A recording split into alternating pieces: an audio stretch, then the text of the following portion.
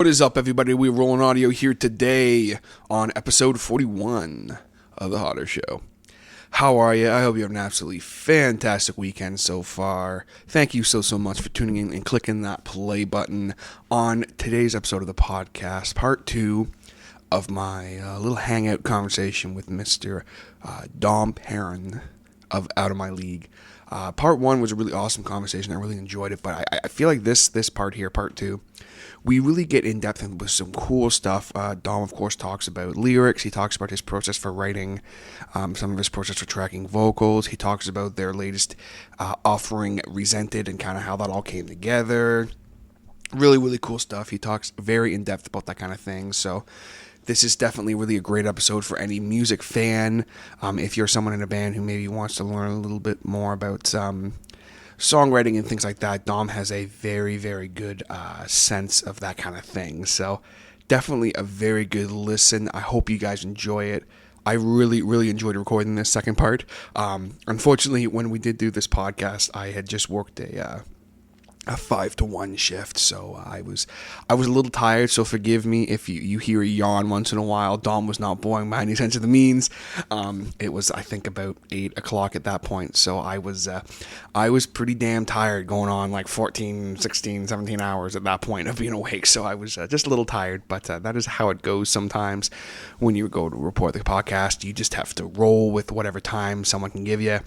And that was the only day we could have done it, so I made it happen for you guys because I love you guys. I love entertaining you guys, and I really wanted to make this podcast happen. So we are going to just roll into this here in a moment. I want to take a second to thank everybody for the support for part 1. When I do the podcast, I upload it onto my 3 mediums. You guys know all about that. And sometimes there's kind of a big inconsistency as far as I'll see a lot of plays on YouTube or SoundCloud or iTunes, whereas for this podcast, it's been pretty even. So that's cool. Definitely let me know how you guys listen to the podcast. I'm probably going to do like a poll or something in the next couple days just to kind of see who listens to what the most in that. I'd really be interested in that, those stats, just for me personally, because I'm a bit of a stat freak. So definitely thank you everyone for the support there. You guys know you can comment anytime on anything. If you guys have any questions, anything like that, I'm sure if anyone has a question about something they hear Dom say, I'm sure I can either get in contact with Dom, or I'm sure even Dom himself would just answer it, because he's just a good dude like that. So never be afraid to comment, to like, anything like that. I always appreciate it. Everyone who has shared The Hotter Show, anyone who has ever shared an episode of the podcast, or this episode of the podcast, I appreciate it, and I appreciate you so much. So thank you very much. Want to quickly give a shout out to our man, Mr. Jason Reese, over at Jaybird Digital Arts. You guys know how much I love Jason's stuff.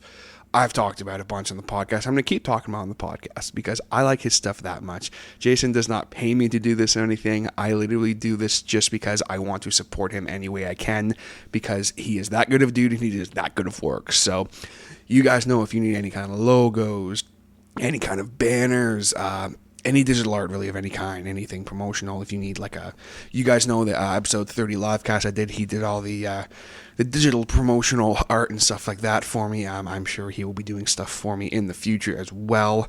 I can actually guarantee you he will be, because I will be asking him again to do so. So he does awesome work. If you guys need anything like that, be sure to hit him up. Make sure to let him know I sent you. Awesome guy, does great work. You can find him on Facebook, you can find him on Twitter, Instagram, but probably the easiest way to get in contact with Jason, if you just go on his website, it's www.jbird.ca. Sorry, www.jbirddigitalarts.ca. I had a complete brain fart there. That's www.jbird, digitalarts.ca. Now, without further ado, we're going to dive into this podcast here with Dom, part 2. Let's get into it.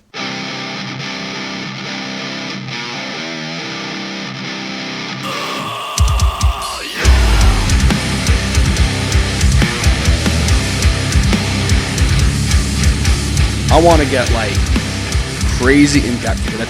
When we kind of started talking about doing this, I was just basically I want to talk to you about everything.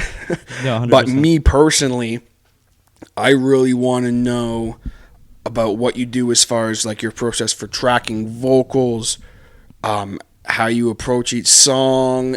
Your lyrics are a big one for me. I'd really love to know about that kind of stuff. Just like, say you come in, like when you came into the studio to record. Well, actually, let's start just for.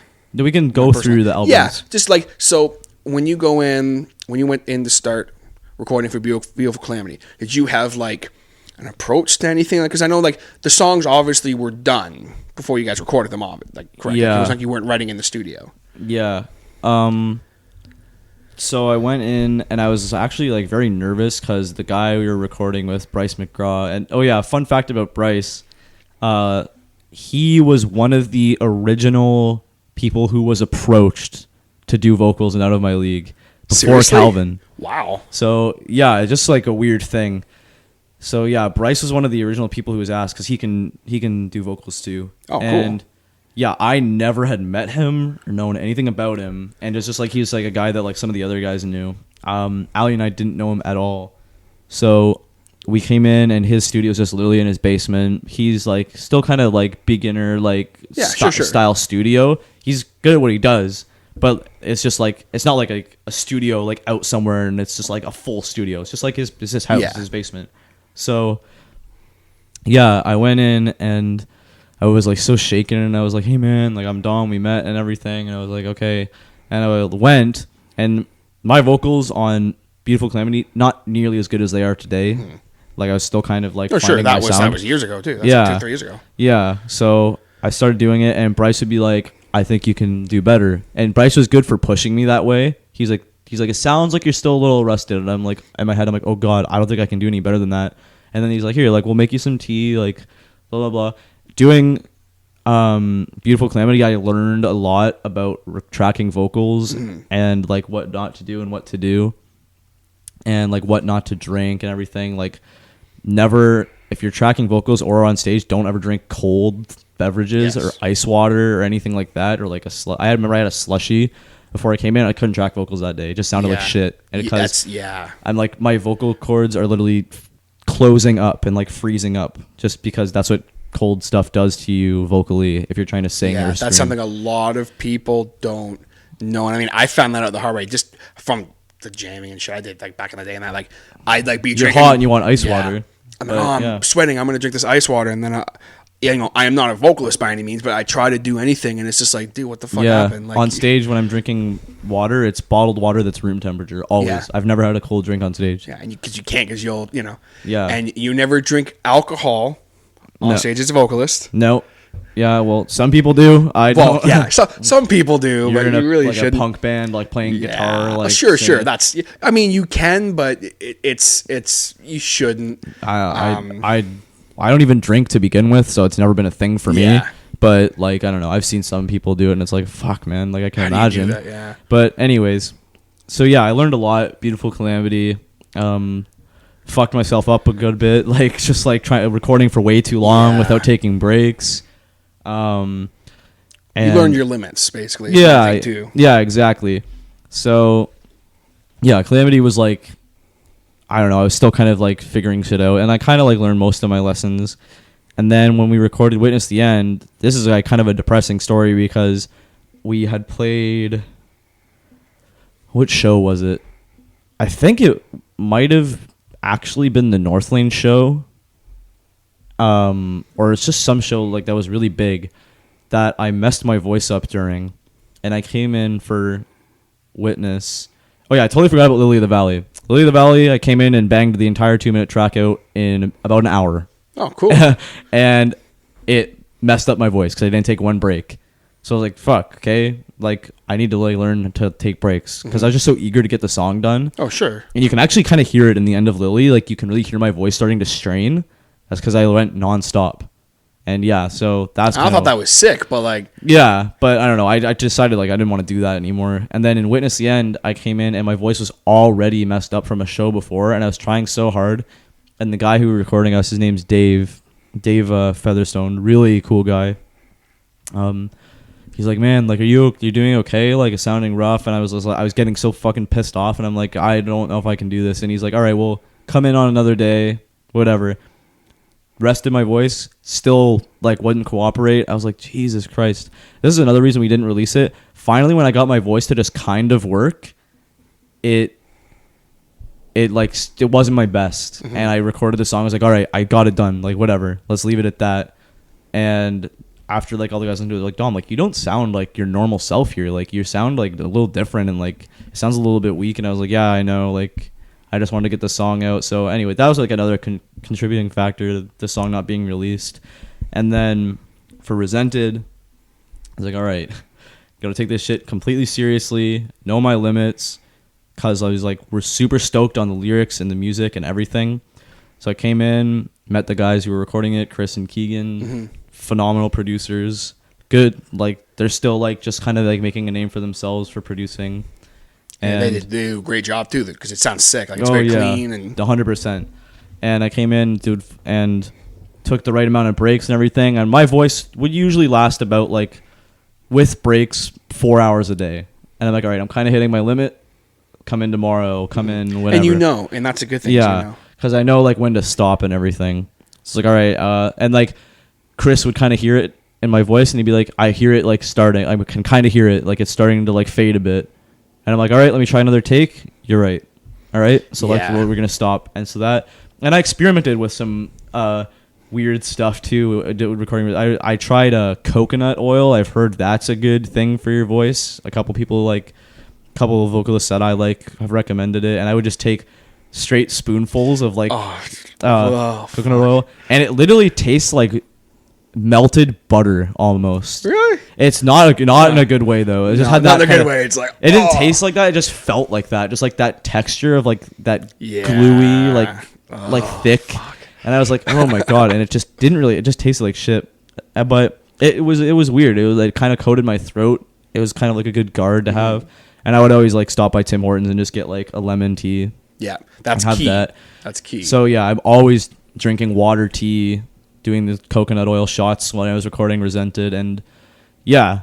So yeah, for that one, that was like the only process for that. I just knew my limits, always like staying hydrated, keeping my throat like moisturized and like wet and everything. Yeah, never let your throat get dry. Yep. Don't let yourself get out of breath or anything. No, 100%. Unless you're Randy Blyle recording, then don't. And for Resented, unlike Beautiful Calamity, Lily, and Witness, every take had to be perfect. Like if I did a take and it was like even slightly like not how we wanted it, or it was like a little weak, I'm like, I can do better than that.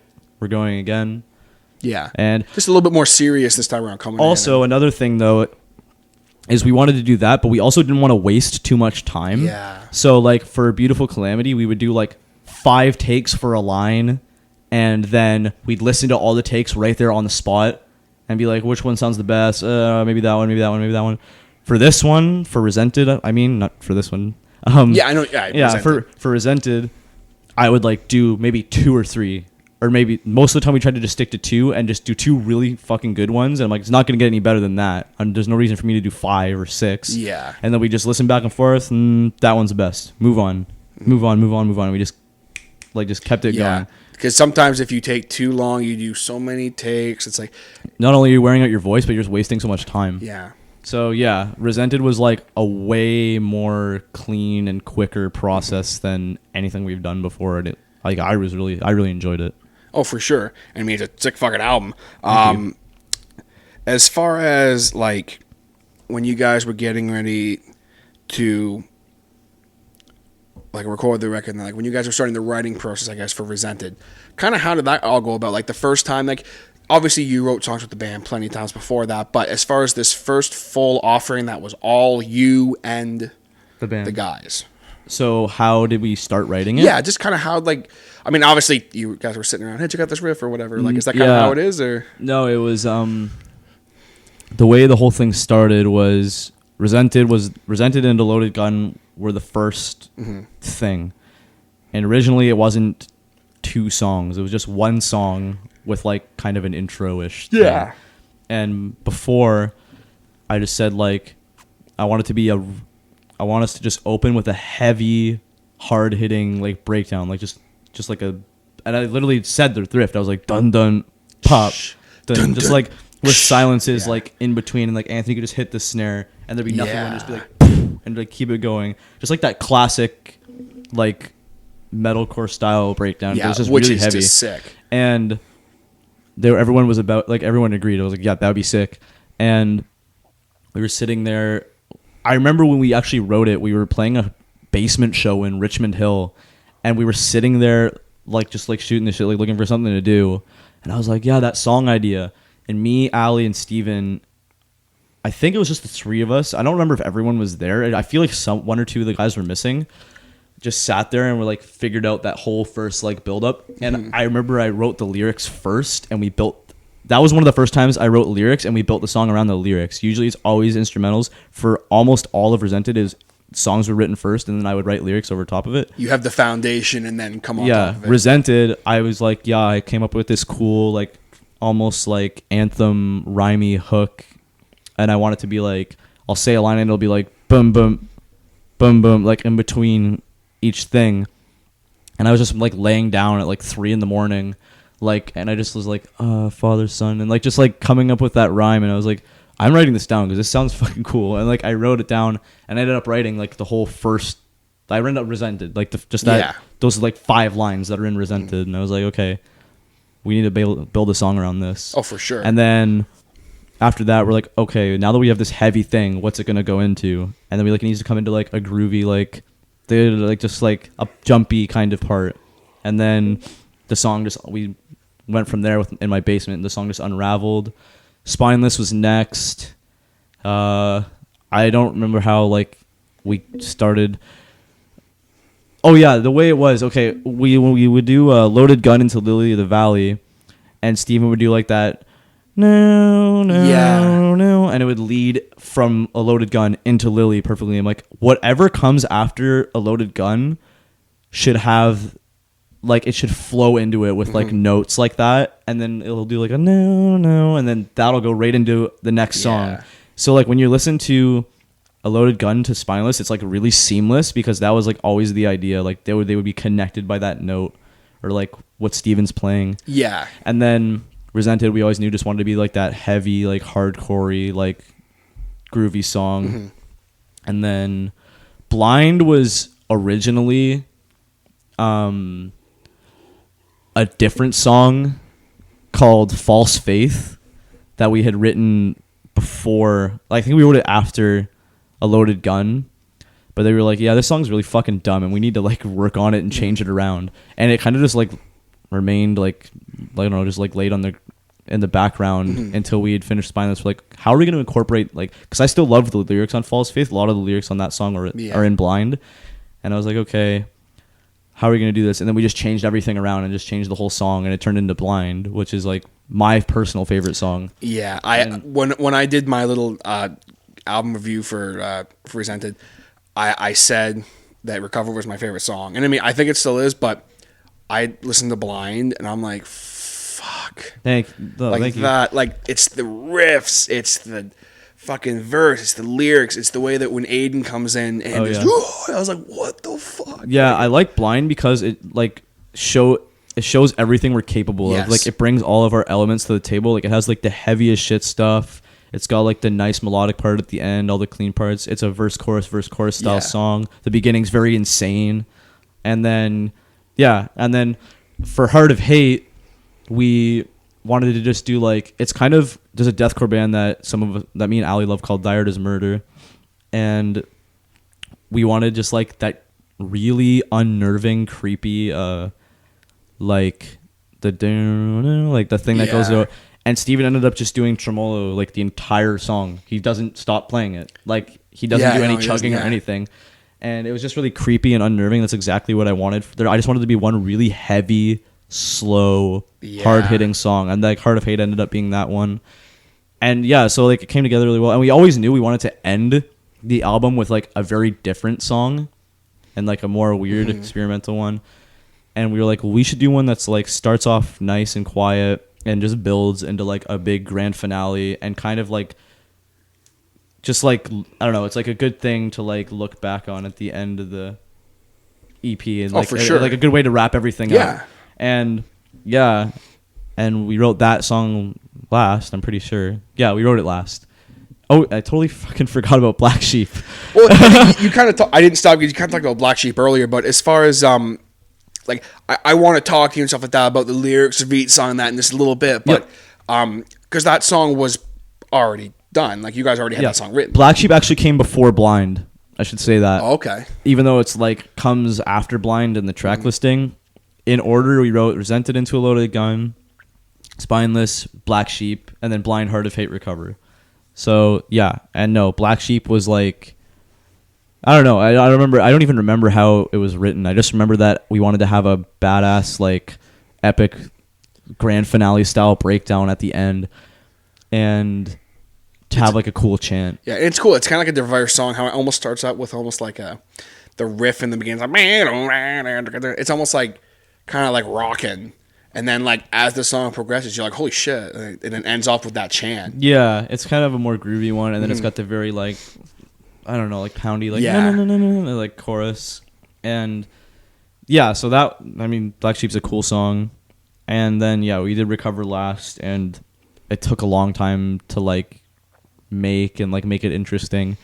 And the lyrics took me...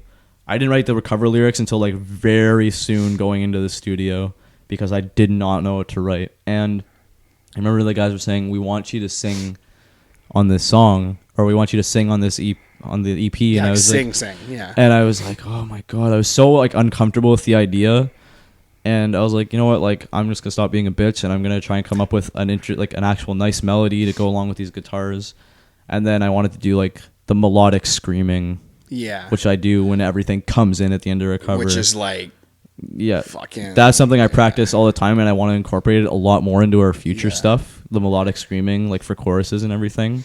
I do it on that. I do it in like the bridge for A Loaded Gun, and then the Spineless chorus and the Blind chorus. Yeah, and it's all sick when you do it. Like, it totally works, and it's a good progression for you guys. Yeah, I also like having it because like I find a lot of vocalists in this scene are like really doing it, and like I think it's a sick thing to have, and like a couple bands really use it to their advantage. Like Architects, like phenomenal melodic screaming on that. So yeah, I don't know. That's how the songs were written and in what order. And as far as like how we write them, it's just literally we just bounce ideas off each other, and then we'll be like, we'll get to a certain part, like we'll have like the intro like kind of figured out, like, all right, now let's jam it out, and then we'll try and think of something immediately after. So like, let's say we have like the first verse of A Loaded Gun, so we'll just like and we'll just go, and then we'll stop, and then it'll be like, okay, this is what should come after. Like, you just stay in the groove, and that's how you groove it. That's how it goes for every song. So cool, that's sick. Yeah. Obviously, we're talking about like writing lyrics for Recover and that. So going back just a bit, the lyrics that you wrote for DNS and for Beautiful Calamity. Yep. Obviously, as someone who's always been fascinated with lyrics and lyricists, and someone who, you know, I have always written just kind of for fun, obviously. What do you do as far as like when you write lyrics? Do you like, obviously, like, do you sit there and listen to music and you just kind of write whatever? Do you like to have little, not poems, but like little things you like to make in the songs? Do you always say, this has to mean something to me, I'm drawing from my own life? Like, do you... The lyrics for DNS and Beautiful Calamity are a little bit juvenile in my opinion now. Like, I listen back to Beautiful Calamity, I'm like, this is a little bit immature, but like, whatever. Like, I was just having fun, like, writing, like, I'm just gonna write a song about fucking hating shit, and like, so whatever. And then DNS was kind of like, I don't know, not a lot of effort put into like a family drama style song. And then for Resented, and then for Lily the Valley, I've always like been interested in like writing political lyrics. Yeah, sure. And Lily of the Valley is kind of just like an overall view on like what I think of like our power structures, and like how like no one gives a fuck about anything that's going on anywhere else, and like gives a shit about just like themselves. That's just how selfish people are, and it's a very negative song, but I think it's realistic. And so Lily, like, you can kind of hear like how I'm maturing lyrically. Oh, for sure. As opposed to the Beautiful Calamity, the two songs that I wrote on there. And then for Resented, I was like, okay, now I have to like step up my game and like really be serious. And so the way I write songs now is like, I'll come up with a general idea. Just like I'll listen to the song like instrumentally and be like, okay, this is like kind of like a fast-paced song. What kind of topic could I do and everything? And I'll just write like some random lines down and be like, okay, what rhymes with that? Does that sound cool? So you rhyme. You make a conscious effort to make sure you're rhyming. Most of the time. Sometimes, most of the time I try and rhyme. There are things on Resented that don't rhyme, but sometimes I'm like, you know what? Like, this doesn't need to rhyme. Like, this just sounds badass, and like it just sounds serious and straight up. And like a lot of bands do that too. Like they'll have random moments that don't rhyme, and but for the most part, I do try and rhyme it. You make a conscious effort to try and make sure it rhymes and stuff. Yeah, because it just flows better, in my opinion. Yeah, but I don't care about like maybe like having a line or two that don't rhyme in like a certain area because it just has a bit more of an impact or something. You make it work. So yeah, but no, I'll come up with a topic and everything. And for Resented, I kind of was like, okay, I have a few different ideas that I want to touch on, and hopefully I can do it. And I ended up just wanting it to be like a very, just I don't know, aggressive and dark EP, but not in like a cheesy or like juvenile way. And like hopefully it doesn't come across that way to people. No, I don't think so. Like, I mean, I say to people, like, some of the lyrical content in that on Resented, like, to me, and, like, correct me if I'm wrong, there's almost a part of me that feels like as I'm listening to the album, it's kind of progressing, and then it all wraps up with Recover in a way. No, that's the idea I wanted to have. Recover is supposed to be just like, okay, look at everything we've talked about. You just need to, like, move on from like all that hate and everything like that. Which is literally exactly. So like you have something like Resented. So you are someone who necessarily doesn't like to draw from your own personal experiences? Or? Sometimes. I just want to make sure that most of my lyrics are relatable. Yeah. Whether or not it's happened to me personally, that people can relate to it, or if it is personal to me, then all right, hopefully you can relate to this. Yeah. But this is like my song. But yeah, so did you want me to just talk about like each individual song? Just I mean, if it like I said, it's as much as you want to get into. I mean, just me personally, that kind of shit. Fast as far as what, like, okay, this song's kind of about this, and this song's about this, and I mean, if there's something, I know some songwriters they're just like, hey, you know, that's kind of about this, but I don't like to talk about it because it's personal. You know, I'll respect that, obviously. I'll talk about whatever, but no, for Resented and A Loaded Gun, they are like the same thing because. The end of A Loaded Gun is Resented. That lyric is the same. Yeah. It's about a few things. For the most part, I tried to make it about mental illness and how you're just ready to snap. Yeah. And like the whole thing, like I'm a loaded gun. It's just like all this like pent up rage that you want to release, and it's like I'm not my father's son. Like you just don't want to be related to your family and everything. And it's about like. Yeah, like I mentioned before, like mental illness and people not understanding. Like I'm talking about self-harm. I'm talking about like hearing voices and everything. So yeah, that's what that song's mainly about. If I were to give A Loaded Gun like an overall thing, it's mainly mental illness and just like that frustration of having a problem like that. Yeah. And I mean, I've had like my moments and everything, but I wouldn't so far as diagnose myself with like any anxiety or depression or anything like that, but I've known a lot of people who have that I've struggled with stuff like that, and I think it's important to talk about it. So The Loaded Gun's not necessarily from my perspective, but just like my understanding and like that kind of thing. Your understanding of a topic that's, you know, it's a heavy topic, but at the same time it's something that does need to be talked about. Yeah, and I feel like it's relatable. Oh, for sure. And yeah, so then I guess moving on, Spineless is definitely, from my perspective and my direct opinion, about people who make a mockery out of or like to shit talk people who want to do music as a career, or me personally, because I've had people say that to me, that some people that are close to me say that to me, and it's just like, you know, this is not a fucking joke. Like, this is like what I want to do and everything, right? And it's just like also that frustration of like how I want people to just believe in me and take me seriously. And it's pretty spineless of someone to say, to like be like, oh, well, my career is better than yours and like you're not going to succeed. But meanwhile, you probably have dreams too, but you're like not pursuing them, and you're going to an office to do like whatever. You're going to college because, well, I don't know what else to do, like blah blah blah. Yeah. But you shouldn't pursue music because that's unrealistic. It's like, wow, like you're a fucking asshole. So that's what that song's about. And it's about Sorry, I mean, like no, you go can ahead. literally hear in that song, like it's so fucking and just real quick for me, the reason I love that song so much, aside from obviously the instrumental, it's a kicking riff, your vocals are fucking sick on it. It's Thank like with the topic you're just discussing, when you have someone like myself who say, "Oh, you're quitting a job potentially where you're going to be in the trades to go work in a music store? Are you fucking stupid? Why would you do that?" You know, "Oh, well, it was a dream of mine." It's like, well, that's stupid. Yeah, it's And like, I'm just like, fuck you. what right do you have to say Yeah. that to somebody? And it's like, so yeah, the song's about like disregarding, like it's all trash and like disregard that kind of shit. Like if you want to do something, I mean, I guess it's a topic that's been covered a lot, but I want to talk about it too. So, It's an interesting, fresh, unique perspective Yeah. on something. And it's like, just for me personally, like it's relatable on so many fronts, not just about the like music. yeah, you know? and I don't know. I guess because it's happened to me, and I'm sure it's happened to a lot of other people. Mm-hmm. And yeah, so it's about like disregarding the shit that people have to say and doing it anyways. And yeah, I say like I'll leave behind the spineless ones. Yeah. In like so yeah, like that's what it's about. Cool. So yeah, Spineless was like a fun song to write in that sense. And then what's next? Blind. So Blind is I think I was at my best lyrically in this song. Like it's my personal favorite, like I said before, in all senses of the band.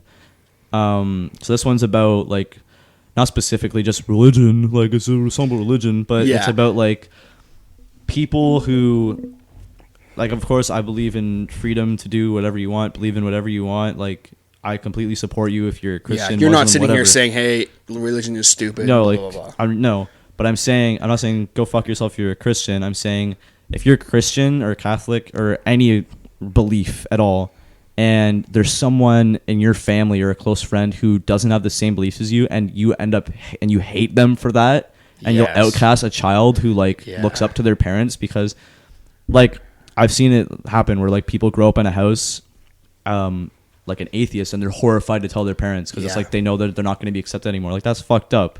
So yeah, Blind is about, from both perspectives. There's parts where I'm writing as a Yeah. parent that like is being And that's what's so sick about it. yeah, and then it's for the most part it's the defensive, like it's Oh, the for person sure. who's on the receiving end. And yeah, it's like that's something that it just infuriates me so much. It does me as well. And so so yeah, for the lyrics on that, I was just like really trying to nail it into like people like that, like, hey, like this shit needs to stop. And especially your own children. Like that's just Yeah. that's something that I mean I could never I couldn't even imagine being in that situation. that's just brutal. And I mean, I do know a couple people like that as well who are in that situation, and it's like, fuck, like I just don't get it. But that's Yeah. Blind was such. When I heard it, I was like, fuck, like this is some serious.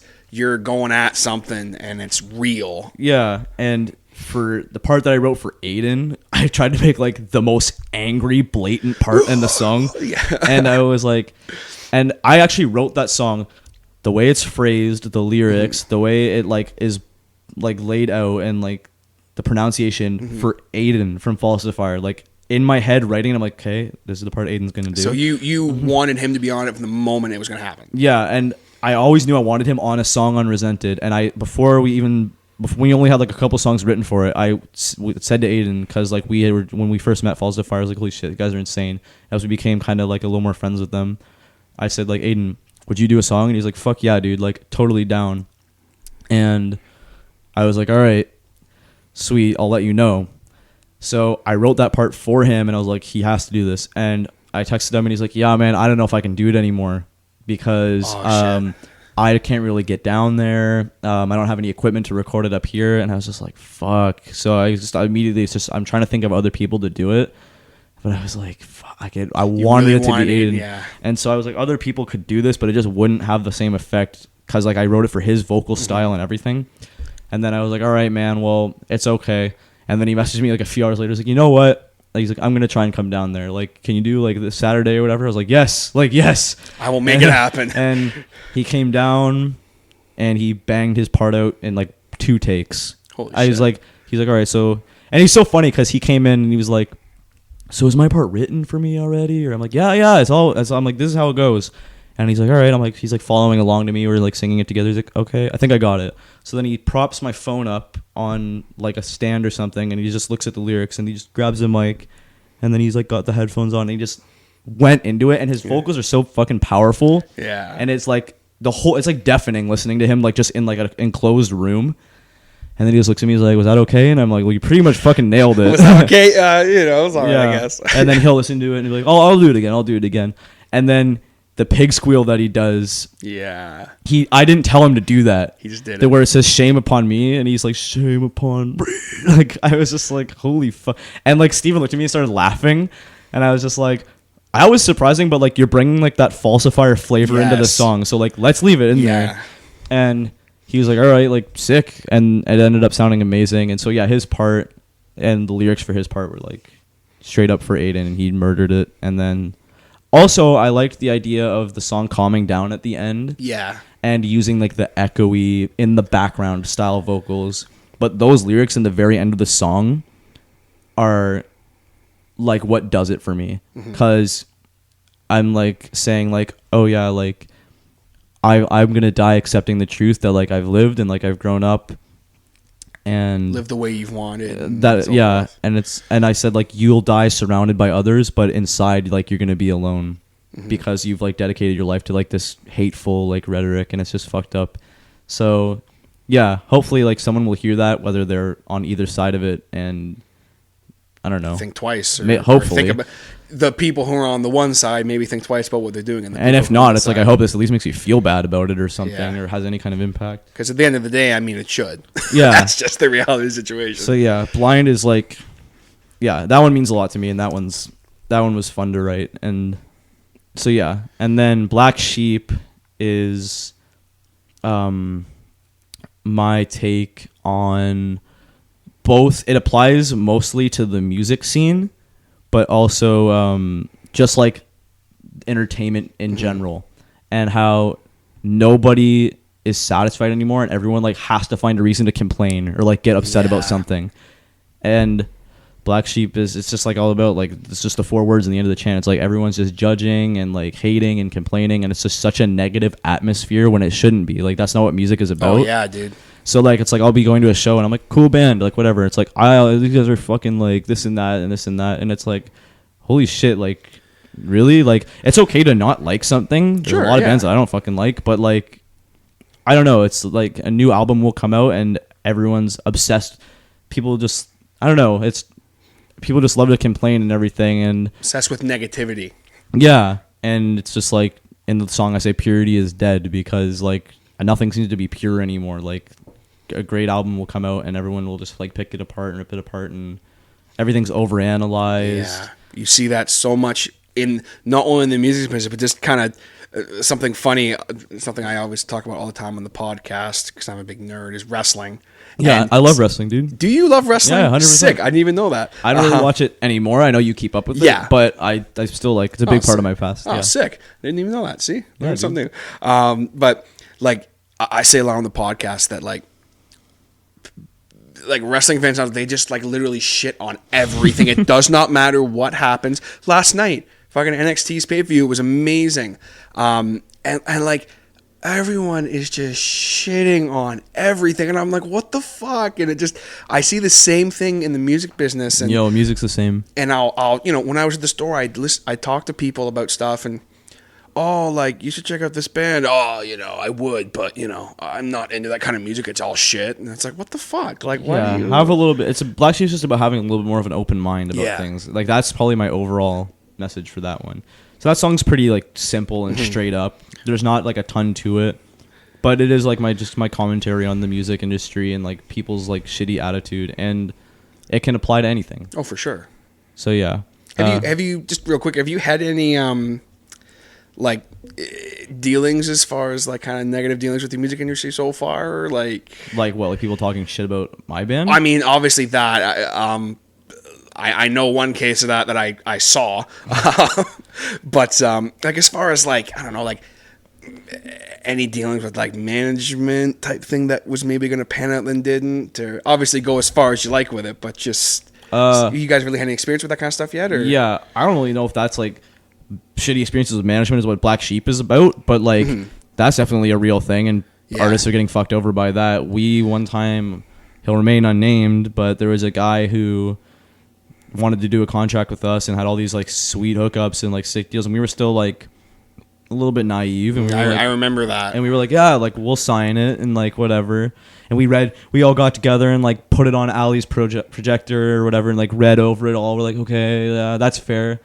Anyways, we did it. The guy did fuck all for us, and it was like a huge waste of time for the most part. So yeah, that was just like a random story. Yeah, just like that was more what I was saying. If there was anything like that, you were just kind of like, okay, what the fuck? Yeah, like, but as far as people talking shit, like yeah, we've had plenty of people talk shit about our band, and I don't know, like way more people love us than hate us, and at the end of the day, that's what keeps me going. But if someone has something shitty to say, I'm whatever. Like you have the right to not like us. I don't. It's never bothered me. Mm-hmm. It bothers me when people say stuff that like really isn't true at all. Like a lot of there's people that are talking about how like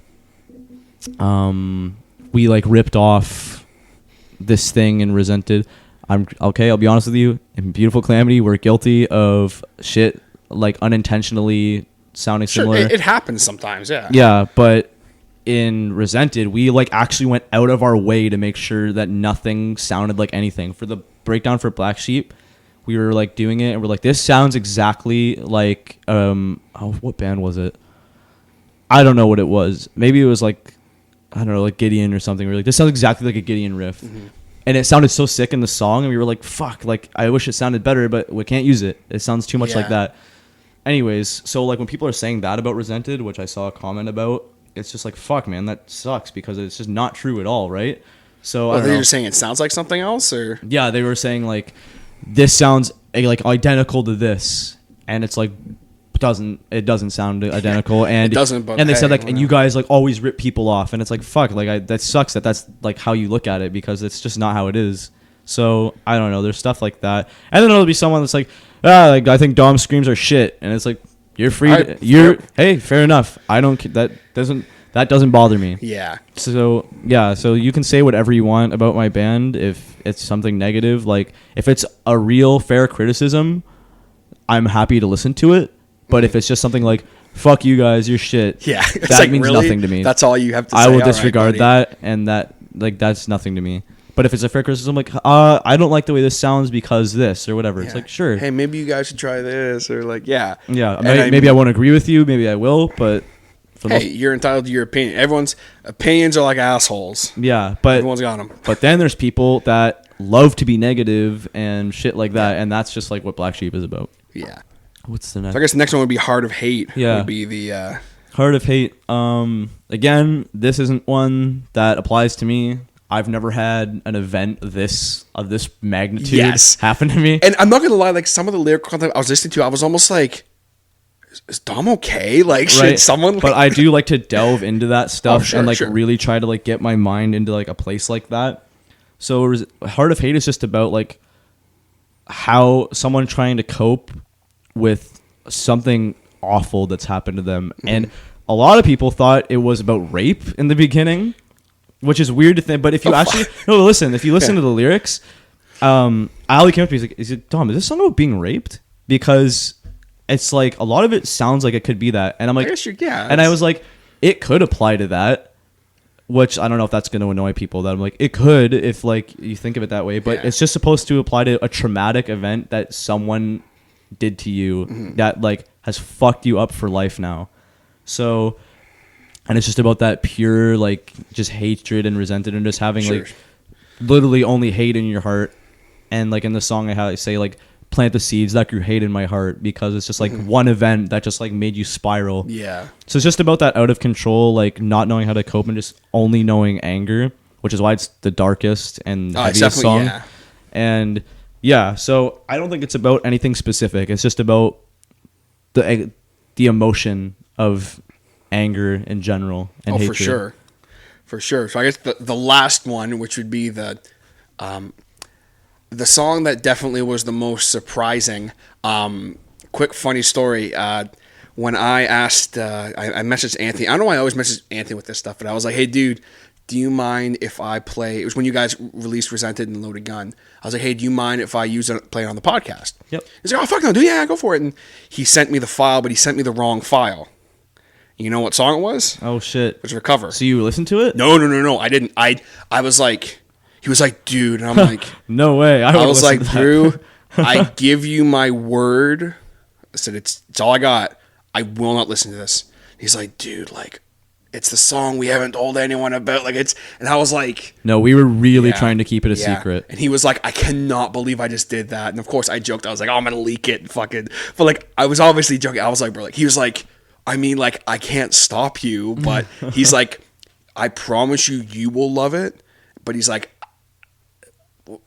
just like, wait. And I was just like, I let it go. I didn't listen to it. And it was when, I think I've told you before, but I was literally, when I got I downloaded the EP off iTunes. You can buy it right now. Go on iTunes. Go subscribe to The Hotter Show on iTunes. And then right after that, go search Out of My League and buy it. There you go. To kill two birds with one stone. Two birds stoned at once. There you go. I'm literally driving in Bowmanville. And what's fucking hilarious, and I'm gonna get real fucking deep here for a second. Okay. I was actually driving by gigs, and everyone knows about all that shit and whatever the fuck. I'm not gonna talk about it, but yeah. I was driving by, and Heart of Hate, like, it just stopped, and I literally drove by the building kind of as Recover started, and I was like, "The fuck is this?" Like, and I was like, "Oh, it's gonna go like," or something, you know what I mean? I didn't know what to expect, and I'm listening to it, and I'm kind of like, and he starts singing, and I'm like, "Oh shit!" Like, I knew he could fucking sing, like, I knew it, and like, I'm listening to the lyrical content, and I'm sitting there like, my life, what the fuck? Yeah. And when after the whole build up, and I literally had, like, when it kicks in, I guess technically it would be the bridge. When it kicks into that, you know, I'm not gonna tell you how your fucking song goes. You know, when your song, when it does this, like, I literally had to pull over my car because I was just like, I can't. Like, what the fuck is going on? Like, let it go, you know, blah, blah, blah, blah, blah. Again, I'm telling you how your fucking song goes. No. Like, I literally, like, I wanted you to understand, as someone who, it takes a lot for me to get emotional with a song. And for the first time in a long fucking time, I literally had to, like, pull over my car, and I was like, what the fuck? Like, I had, like, tears going down my face. I was like, this is, like, making me, like, oh my God. And it was just like this moment. I was like, fuck. And when people say to me, like, when I tell people to check out that EP and that album, like, they're like, "Oh, like, what's, like, what if you like, if we're gonna look up one song, what song is it?" I usually say check out Blind, but I'm like, people who aren't into metal, like, I showed my girlfriend Recover. She is not into rock or metal at all. I shouldn't say that, but, like, she listens to pop. That's just her thing. Yeah. And she was just kind of like, cool. Like, and he's nodding his head. Yeah. Sorry guys. I'm nodding my head. Like, you know, and she's, and I was just like, this song is going to literally, and it was like, it was the day it came out. And I know, like, Anthony was like, we're kind of freaking out over this song. And I heard it, and I was just like, no, I was like, nervous it's about going to it. be, like, people are going to literally freak out. Because I was like, if it had this much of an effect on me, and I'm a pretty, like, I've heard some shit in my life. So when it gets to a point where a song literally has made me, like, I have to stop what I am doing to, like, take a second and appreciate this and feel something. It's like, fuck. And just. No, that's amazing. Like, man. Recover's lyrics. I know you mentioned to me you were, like, lying in bed and you were kind of writing it. Is that? No. Okay.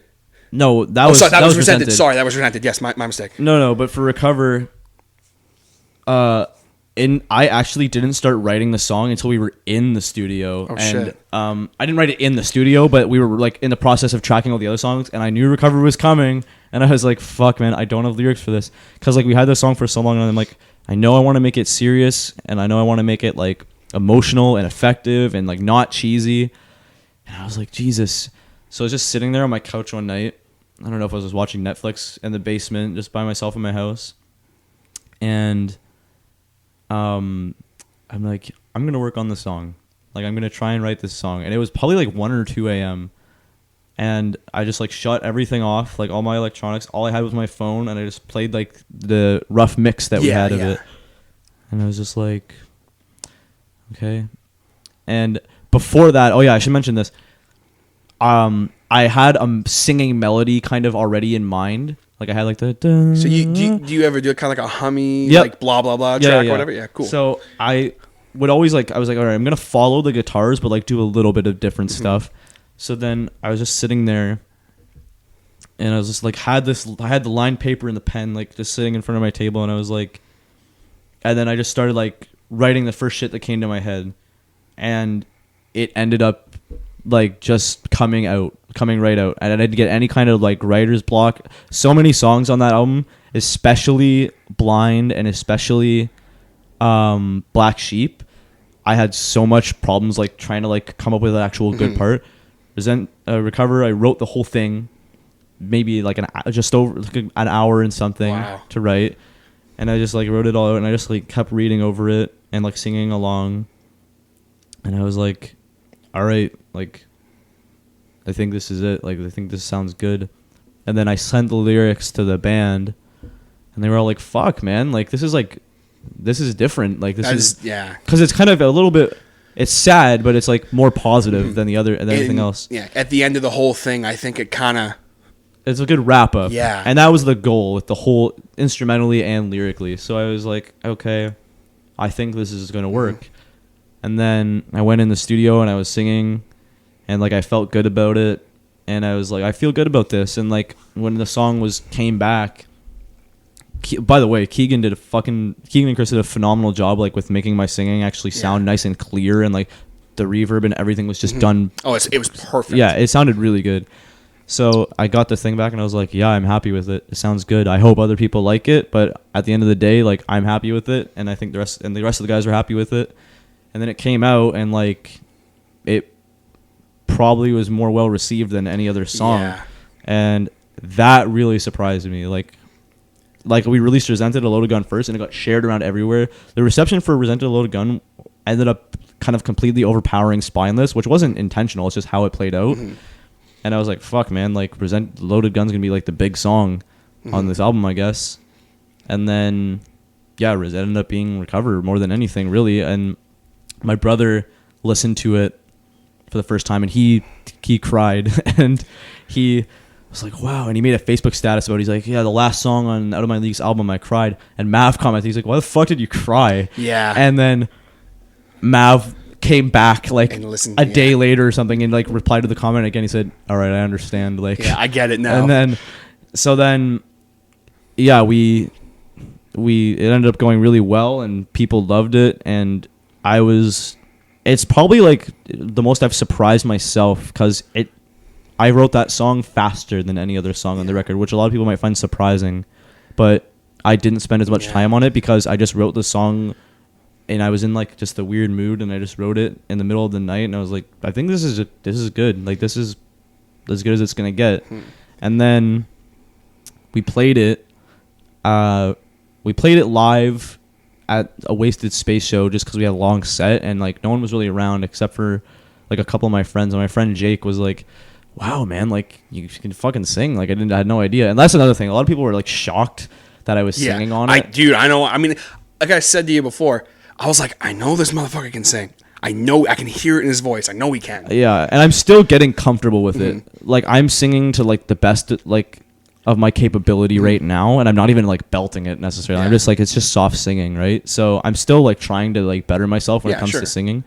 But I'm happy that people actually liked it, and I'm happy it didn't sound like shit, because I said to the guys, I said, if there's going to be singing on this record, it has to actually be like good, and I have to be comfortable with it. So yeah, like I'm glad it ended up being good. And then when we played it at Battle of the Bands this year, when we headlined, that first of all, that whole night was just so humbling, because the whole night I was like, you know what, probably be a few people standing around at the end. whatever. I don't give a shit. It's my hometown. This is like just like a tradition at this point. Yeah. And then it was packed, and I was like so surprised, and I'm like, so I said like when I was on stage, I was like, there's never been this many people I've seen all the way at the end of the night. Yeah. So I was that like, was the first time. Yeah, I said this is amazing. So like, I was just so happy, and like I was so proud of just like the kids and like everyone who was there, dude. And I was just so proud to like be a part of it. And then when we played Recover, like it came out and like everyone was like that fucking last song, and like people from the guys from like all the other bands were like wow, and like it was just a little bit overwhelming. I was just like so surprised that song went over so well, and Mav was like really emotional, and I had like a friend who I've known my whole life, and she was there and she was emotional. So it's just like the fact that like I was able to write lyrics and that we were able to put a song together that like was this intense on people, like it's really pretty crazy like feeling. It legit has that effect. And I mean, I'm standing there at the bow of the bands, you guys are playing it, and I'm standing there just kind of like off on my own, and the other judge there, I can't forget his name, I fucking dick. He kind of looked back at me and he was like, because he didn't expect that, and he looks at me, he's like, you all right, dude? I'm like, I'll be fine. Yeah. He's like, are you crying? No. Got something in my eye. And like, it's the fact that I'm looking around at people and they're just like, they're just kind of grooving, and they're like, fuck, like this is some real talk, real shit. Yeah. So, yeah, I don't know. I'm glad it went that well, and I'm glad that it ended up being a good ending to the EP. Oh, for sure. I think it could not have worked any better than that. Yeah. Literally. That's that. Not much else to say about that. Kind of slowly getting ready to wrap this up here. Talk about a lot. I appreciate you being so candid about that kind of stuff. Oh, dude, no worries. I mean, like I said to you earlier, I was interested in that. No, I'm like here to talk about it, right? Like, yeah. I'm happy to talk about it. As far as you talk about like your influence in that, but is there any bands that like you would love to play with? Oh, yeah, there's a bunch. I guess. I mean, there's like the unrealistic like dream bands like Slipknot and stuff. Sure, but, like, sure. I guess that's like a dream band, but like to bands that like that could come around here that we play with, I'd love to play with, open for Architects. They're coming, and we're not gonna be able to play that show obviously, but Architects, huge up there. Lots of bands from the UK that I just love to play with. Architects are phenomenal. One of my favorite bands. I've always wanted to play with them. Bring Me, Day to Remember, The Ghost Inside. I'd love to play with The Ghost Inside so much because over the past couple, like just over a year now, they've really like inspired me. Especially everything that happened with them, and that's another thing, right? They're still recovering from that horrible fucking bus crash, and it's like I know that when they put out a new album, it's gonna be insane because they're already a band about overcoming obstacles and like just dealing with what life throws at you. And now that this like shit has happened to them, and like it's like someone actually died, and like they almost died. Some of the the drummer lost his leg and shit. Like that's gonna be insane. Anyways, I'm getting off topic. Talking about the Ghost Inside, but they're like a huge inspiration of mine, and it'd be like an honor to open for them. Oh, for sure. Well, even the Ghost Inside, the guitar player whose name I'm drawing a blank on right now, he was actually on one of my favorite podcasts, the Joshua Show, Josh Mabin's podcast. He was on there, and like some of the stuff he was talking about, like I'm like, when these guys come back, it's gonna be like they're some of the most humble people too. Yeah, like he was a cool dude. He sounded like a really cool dude. I know they'd be so humble. Like I love it. That's another thing. I always want to remain like a humble band and appreciate everything. One of my favorite bands is Kublai Khan, just because they're so humble. Like every time they play, they open up their set like this. They're about to play. Not one instrument is played. The vocalist goes, "Hey everyone, we're Kublai Khan. Like we're from Sherman, Texas, and it is an absolute honor to be here. And like thank you for letting us into your home and into your country. And like it's beautiful." Mm-hmm. And then they go into like the hypest song you've ever heard. Yeah. So it's just like wow, like what a bunch, like what respect they have, and like they say so much that doesn't need to be like the other bands wouldn't even say. Like we were playing at Sneaky D's. I mean, no, we weren't playing. I was at this show. It was Kublai Khan and Gideon. And Matt from Kublai Khan, the vocalist, is like, the sound guy has been great tonight. Like, he's like pointing out the sound guy, and he's like, his name's, we met him earlier. Like, everyone give a big round of applause for him. And I'm like, I've never heard a band like of that level say something like that. So I'm like, I want to be that band. Like, it's a big deal because like you got someone like Soundgarden. Like I have a buddy who he kind of did that for a little while, and he ended up getting out of it because he was like, I'm fucking sick of the a lot of people have no egos respect and attitude, and he's like, I'm sitting here doing everything I can with the equipment. They're like, yo, we sound like shit, and he's like, no, bro, you sound like shit because you're fucking terrible. yeah, but that's people need to understand. yeah. So yeah, I don't know. I want to always be that band, and Kublai Khan's inspired me a lot that way. Just to always be humble and always appreciate the support people have given you and where you're at. Oh, for sure. Again, they're a band that I fucking need to play with too. Like we had the opportunity and they weren't there, and drove me nuts. Yeah, but hopefully they'll be back soon, and we can hop on. Hopefully they get their passports this time or whatever. Yeah. So as far as kind of the local scene, I mean, you mentioned Fear the Unknown earlier, Falsifier. Yep. Is there any other bands kind of in like the local scene? Like if someone says to you, like, okay, on the way over here, we're kind of just bullshitting about bands and that. There any bands that you just straight up to everyone who's listening, if they've never heard of them, you want to recommend as far as local bands, and not just necessarily in our local scene, but not necessarily just metal bands, like bands you know and that of guys you would recommend that you like? Yeah. I know bands that aren't metal, but like I only really listen to like hardcore and metal and stuff like that. But my favorite local EP of all time to this day is called The Whites of Their Eyes, and it's by Weston. Weston, I mean, I don't know what's going on with them now. They took a pretty hard hit with some members leaving. Yeah. Their frontman, James, just left. But they're good friends of mine. Phil from Weston recorded Lily of the Valley, great guy. And they went down to the States and tracked this EP, and it's so different. It's not for, it might not be for everybody. Like, I know that some people that I'm friends with don't like it as much, but I think it's absolutely phenomenal, and it's so interesting, and you can hear how much effort was put into it, and like how much the lyrics are phenomenal. It's very weird. So yeah, Weston, The Whites of Their Eyes, 100% favorite local album, and one of the best bands live too. They're great. Lungless is really good. I have a lot of respect for them. We've done a lot of stuff with them. Obviously, Falsifier, I guess I can't even consider them local anymore because they've broken out. Like they're signed now. They're signed to Artery, and again, they're friends of mine, and I can't even believe it. Like, I'm so happy for them and so proud of them because they're really hardworking. So I guess they kind of used to be local, but check out Falsifier. Drag the Lake, good friends of ours. Check them out. A lot of good hardcore bands too. Speaker, by far craziest live show you'll ever see from a local band. They're from Toronto or Mississauga or something, somewhere Toronto area. And yeah, a band called Speaker, and they're fucking nuts. And Liam, their frontman, is like absolutely batshit insane. Like, if you know Let Live, like that style of crazy. And they like, the drummer will pick up his floor tom and he'll start spinning around. Like, he'll come out in the crowd and put it in the crowd and just start slamming his fists on it. And like, their frontman will put the microphone in his mouth and like pull his shirt over his head and shit. And like, they're nuts. It's just like insane. I watch them and I'm like, how do you have that much energy? And they're hilarious because of like how much energy they put out, they get it back in return. Mm-hmm. And that's another thing we've learned about stage presence. But Speaker is like, everyone knows them for being so nuts, and they have the craziest crowds too. Like, we played a show in Belleville a bit ago with Speaker, Lungless, and Weston. And Speaker came out after us, and literally just like their opening note, they just went like, wow, and they're a hardcore band. Everyone just starts fucking crowd kill, like immediately getting in. I'm like, first note. Jesus. Like, our crowd was pretty hype and pretty good, but Speaker came out and I was like, okay. So yeah, that's another lesson. Like, having an insane live show gets you a lot of respect, and the fans feed off energy and you feed off their energy, and that's how it is.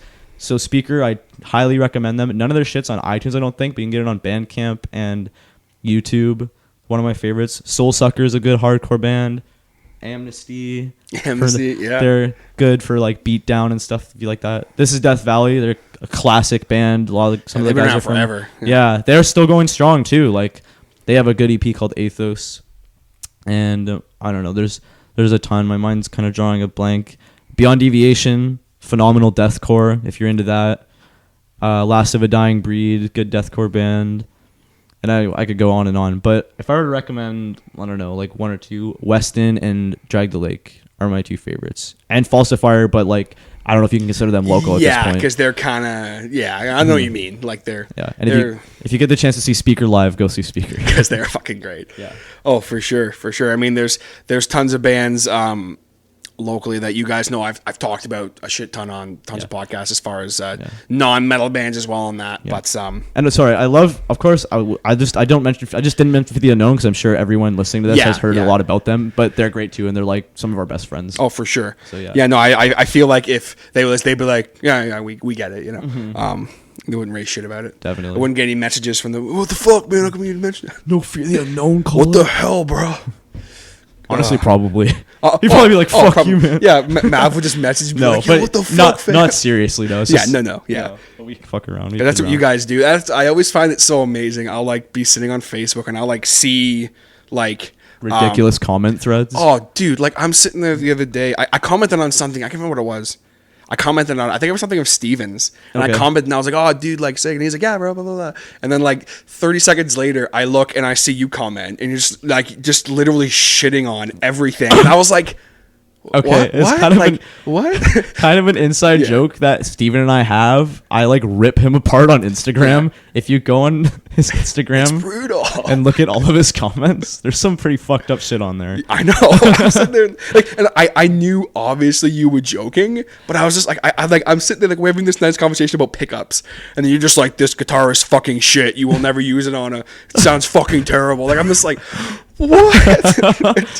I always know that there's definitely going to be people that see that and are like, what the hell? Like, what's wrong with this kid? Why is he so mean to his guitar player? Yeah, and it's just like you gotta, because usually traditionally it's the bass player you shit on, but you can't.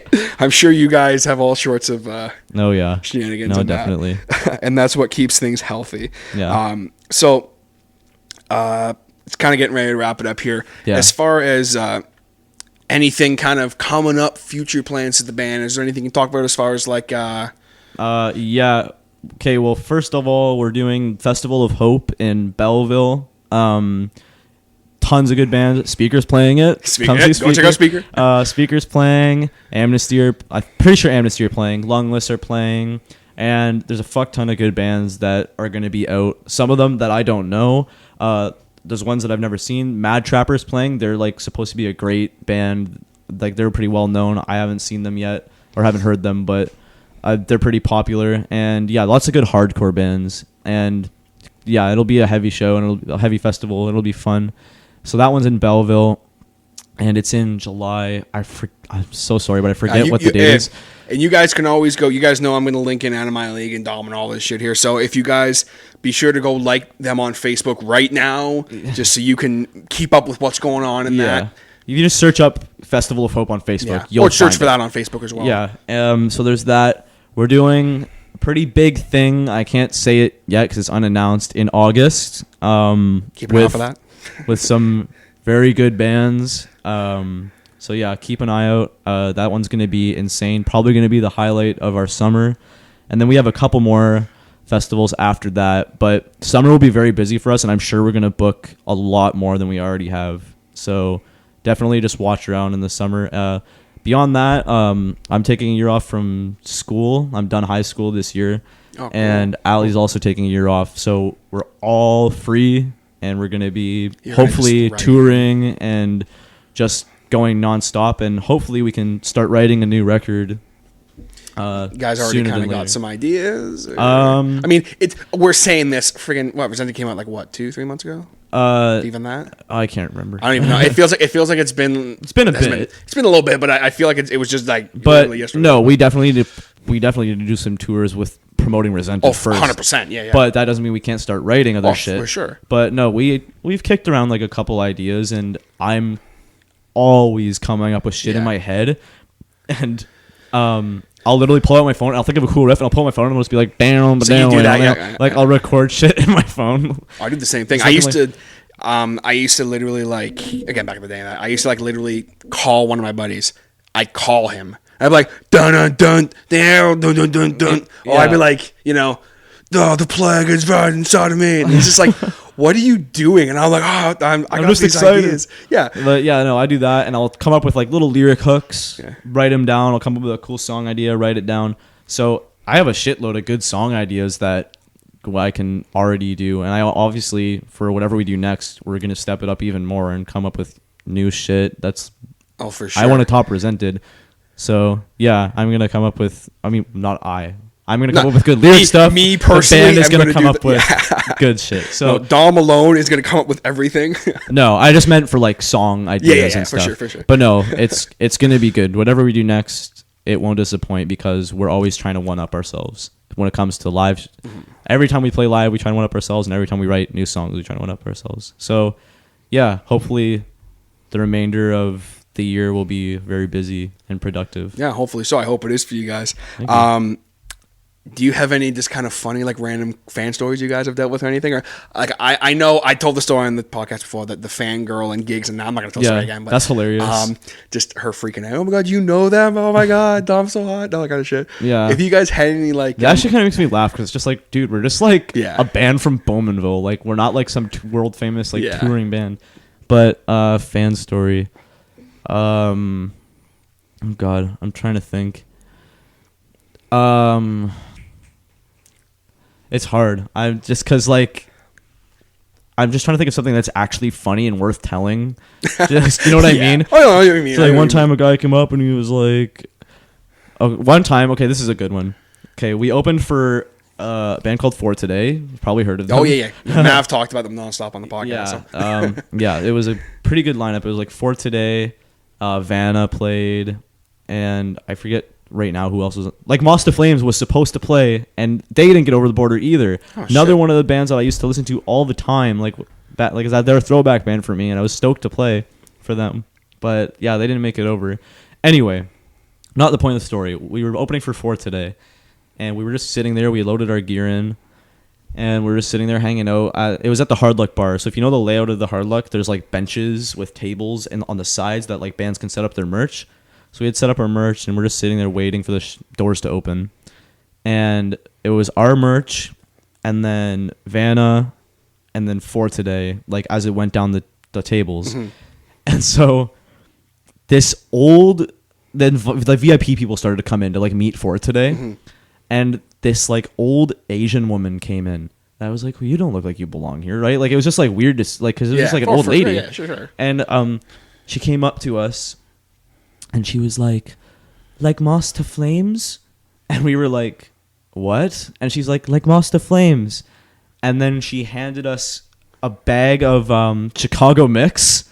You know Chicago Mix? Yeah. It's like the caramel popcorn. I love that shit. Yeah. So we're like, we're not like Moss to Flames. Because I think that's what she was trying to say. She was trying to like, oh, here you go. This is for you. And like obviously she couldn't speak like very good English.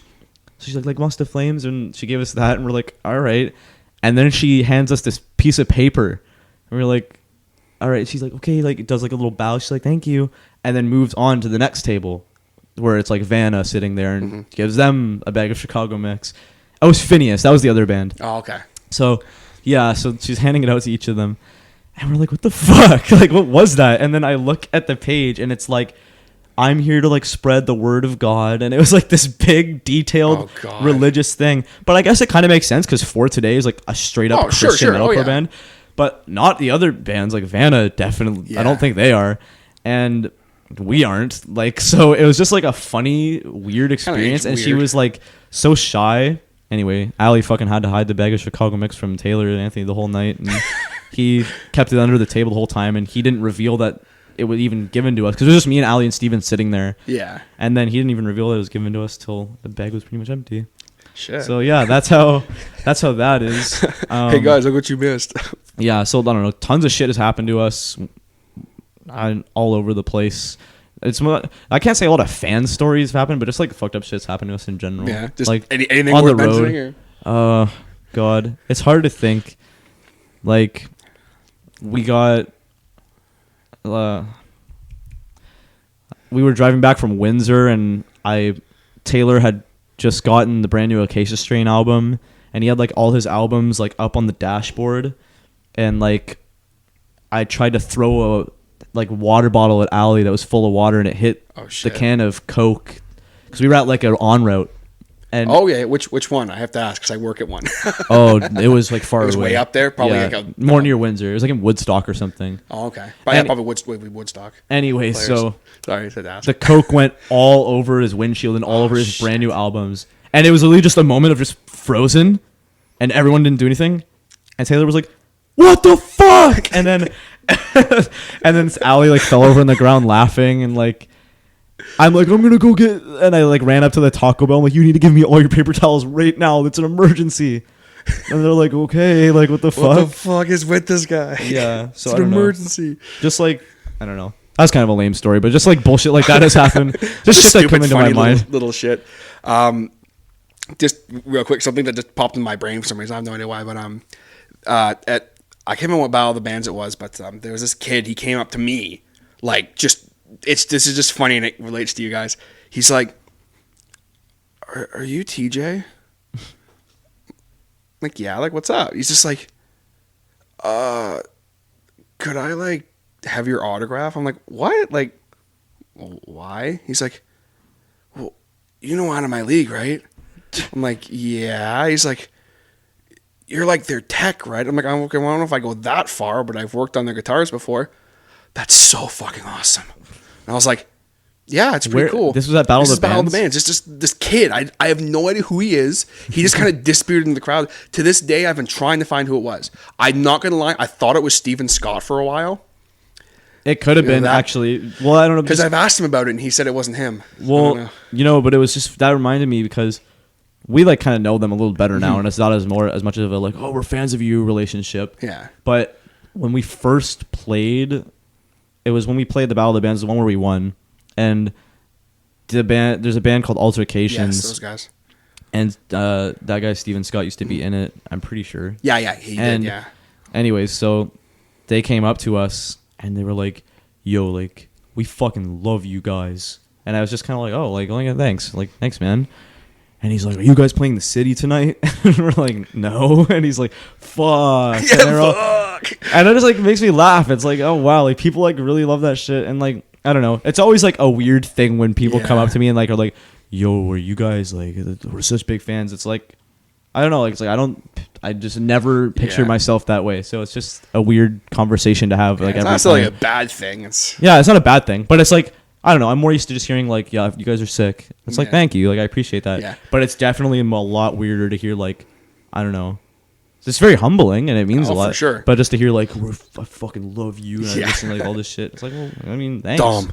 I fucking love you guys. Yeah, and it's like I never really know exactly what to say. Like I just like thank you is all I can say. Yeah. So Right? thanks, man.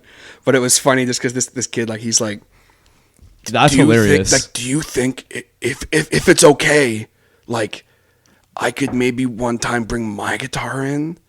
I'm like, yeah, bro, of course. He's like, oh my God. Like, he was literally starstruck for some reason to talk to me because of you guys. Yeah, And I was like, is it okay if I that's- bring my guitar into your store where you're supposed to do this because it's your job? Yeah, just because you have out of my league, like they've been in that building before. I was like, and like I know the guys from Altercations came in one time and they were asking about your guys' EP, and he's like, "Do you have Fear the Unknown's EP?" I'm like, bro, I don't think they have like anything right now. He's like, fuck. Like, I was just like, what? Yeah. Those guys are funny. No, Fear the Unknown. Yeah, they're working. Yeah, I was breaking Mav's balls on the podcast. I was like, what the hell, man? Like, make this happen. They got to get their shit out. Yeah, they gotta get this shit figured out. But They got new merch to hold people over for now. I yeah, guess. so they got to hook me up with a shirt. They were supposed to hook me up with a shirt. They didn't. So and I requested that they make one in fat guy size just for me. I was like, I got that double XL, brother, because I can't fit in anything else. Yeah, dude. So, but anyway, I think that's going to be it for us, guys. If there's anything else, Dom, you want to plug or anything, feel free to plug anything or anyone. Or I don't know. For anyone that listened to this whole thing, like that's sick. Like it's cool that you guys listen to this shit. Like support TJ. He's you. awesome. I mean, I listen to this stuff and it's great. And hopefully people are into it. And thanks for having me, dude. Not a problem, man. It's been my pleasure. Thanks again. Yeah, 100%. All right, that was part 2 of my conversation with Dom from Out of My League. Hope you guys enjoyed listening as much as I enjoyed recording it. Like I said, this part 2, talking about the lyrics and all that kind of thing, it was really cool. It was really insightful. Being that I legit am just a big fan of Out of My League, it was very cool of me to do. Really enjoyed that. Dom's a great dude. Kind of got to know him a little bit better. If you guys noticed, there was a couple times I was like, oh, really? Just because, like I said in part one, Dom was the guy I probably know the least out of all the guys in my league. So it was very cool to do. I'm sure Dom will be on the podcast again in the future. And you can bet your ass that the rest of the guys from my league will be on the podcast as well. Maybe I'll have all of them on at one point, once I kind of get it figured out how I would do that and make sure that you can kind of hear everybody and everything like that, doing the multi-person podcast sometimes. I've tried to do like a 4 or 5 person podcast before, just kind of for shits and giggles, and it never seems to work out. But if I can figure out how to get that to the satisfaction of the way that I would like it to be, then I'm sure I will make that happen eventually. But I hope you guys enjoyed it. Thank you so much for tuning in and clicking that play button today. I appreciate it. No matter how you're listening, you guys know there's 3 ways to listen to The Harder Show, whether you're listening out on the SoundCloud, the iTunes, or the YouTube. Be sure to follow me if you are listening right now on the SoundCloud. Be sure to like this podcast. The more followers and likes I get, the better The Harder Show does. So I always appreciate it. Be sure if you have not, be sure to make a account as well on the SoundCloud so that I can see that you're listening and give you a thank you personally, because that's how I like to do things. If you're listening on the YouTube, you can go ahead and subscribe, like the video, dislike the video if you didn't like it, comment. Probably the easiest way, without a doubt, to listen to The Harder Show, though, is on the iTunes. If you're listening on the iTunes, be sure to leave us a rating and a comment. Be sure to subscribe. The more people that subscribe to The Harder Show, the more people who rate and comment on The Harder Show, the better we do in the iTunes standings. And really, at that point, guys, I'm just trying to help grow this as much as I can. But I need your help. I cannot do it alone. So the fact that you guys are listening in and you are sharing and liking, rating and commenting, I seriously appreciate it so much. I will continue to say that well into episode 100 and 200 and 300, because the more you guys go out of your way to support the podcast and like it and share it and so forth, the better it's going to do. And the more listeners I have, the more The Harder Show will grow. And that's all I'm trying to do. I'm just trying to reach more people with my creation and continue to entertain you guys and entertain you guys better as time goes on. So thank you all again so much for tuning in. I hope you have an absolutely phenomenal rest of your day, and I will catch you guys next time on The Harder Show. Take it easy.